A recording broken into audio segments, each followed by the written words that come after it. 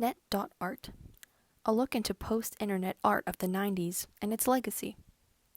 Net.Art was a movement starting in the 1990s and went strong until the early 2000s.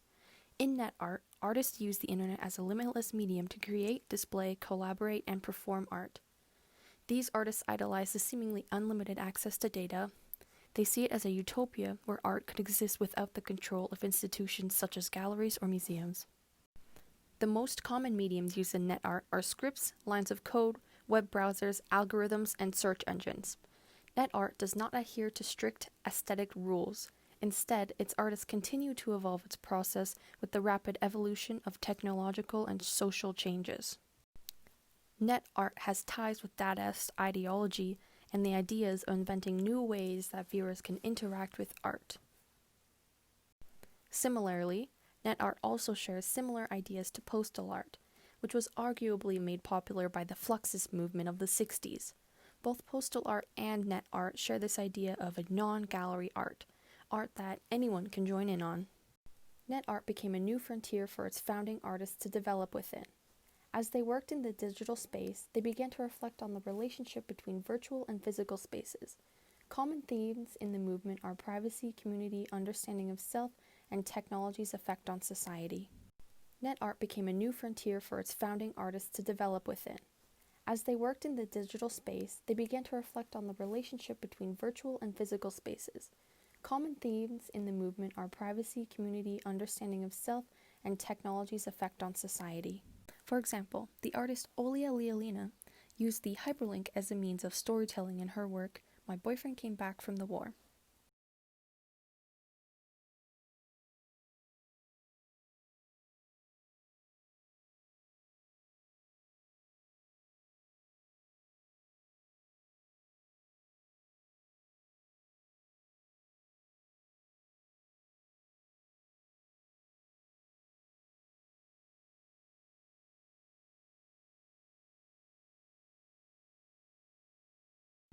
Another artist who utilized the hyperlink was Mark Napier in his 1998 work, The Shredder, which was created to show the constructive and beautiful qualities of programming.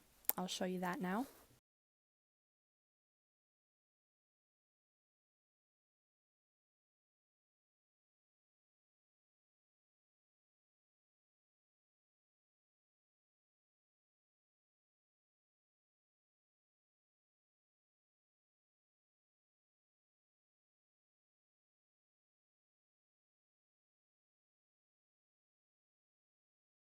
The JODI collective also utilized the hyperlink, though their focus was to demonstrate coding as a form of art.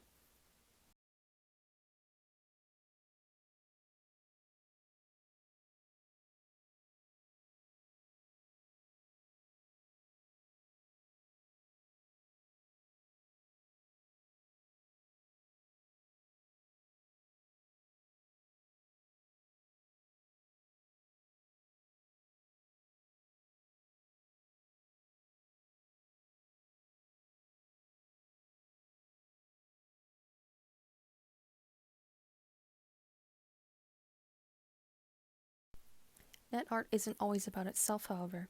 It is also used to convey political or social issues. This piece by Darius Kazami was created to emphasize the use of corporal punishment, emphasizing the death sentence in the state of Texas. Kazami created an AI which goes through all of the execution records and searches for the inmate's last words, with an emphasis on the word love. So now we see net art of the 90s.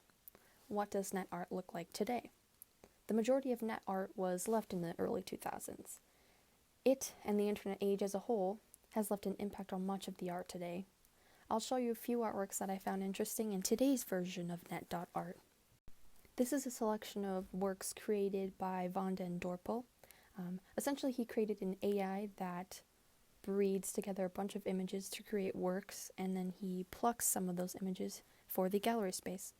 This is an example of a work that gets plucked from the assortment of the images that this AI creates, and then he makes it into physical pieces for a gallery space. I find it interesting how Net.Art was originally meant to remove the gallery, but in many of the works I've seen from the recent times, all have a gallery presence.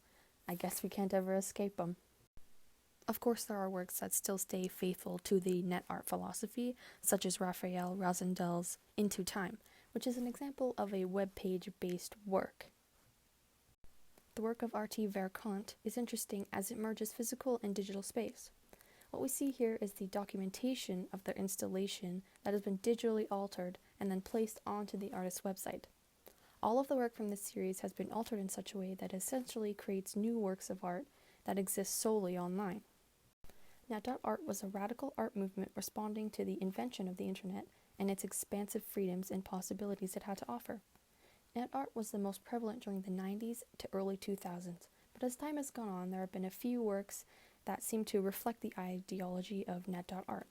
However, as time has gone on, the inclusion of the gallery has made its way back onto internet-produced art, for better or for worse.